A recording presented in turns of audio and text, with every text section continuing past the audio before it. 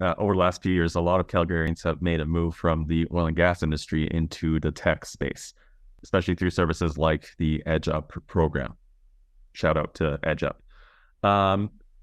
For yourself, who has stayed within the HR profession but switched the industry from the oil and gas environment to a tech ecosystem, can you give these folks insight into what that change has been like?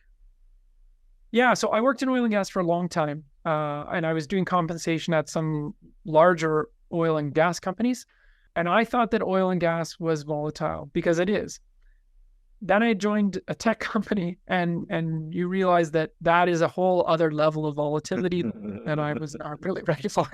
But I think that with that volatility, though, there's kind of silver linings to it because these companies are because the industry is changing so quickly, they have to be nimble and they have to be able to kind of switch focus.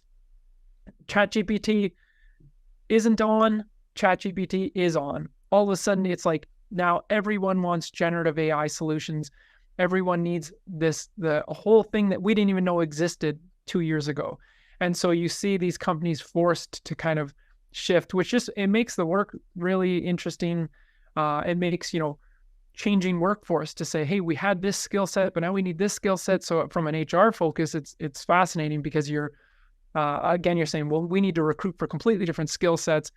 You're trying to recruit the most cutting edge employees, which means going into some major universities and hiring, PhD candidates to say, you're actually studying this breaking technology and we want you to come and work for us. So there's some pretty fascinating stuff to go along with it. But the volatility was kind of the biggest shift.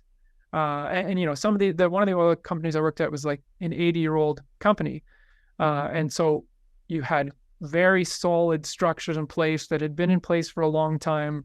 There was kind of no interest in, changing that too much. You're kind of moving the needle maybe a little bit, as opposed to some of these tech companies.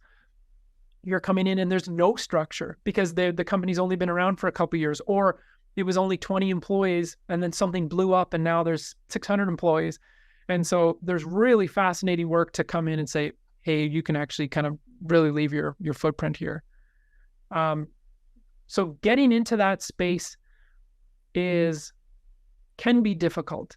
So the biggest hurdle, I think, for Canadian employees to try to, or Calgary-based employees to try to get into some of these tech companies is, especially American-based ones, is a lot of times they're kind of the G&A staff, like the finance and accounting and things like that. They just say, well, we can hire an accountant from anywhere. We can hire a business partner from anywhere. We can hire someone like that. So they do mostly hire American-based staff for that because it adds another layer of complexity hiring outside a country. But I think that there is some value there to say, hey, I can offer all of this suite of experience. You're getting a discount by paying that Canadian dollar rate.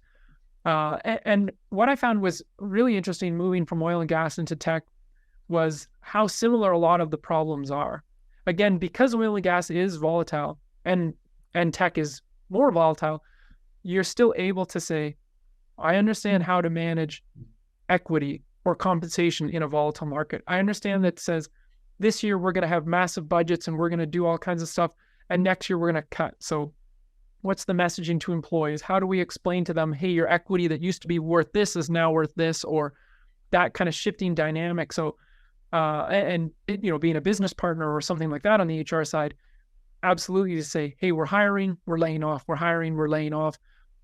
Working in oil and gas, you'd absolutely be familiar with, flexing that muscle. And I think that that's something that you can really kind of pitch to these tech companies and saying, I understand volatility, and I think that there's real value that I can bring to your organization.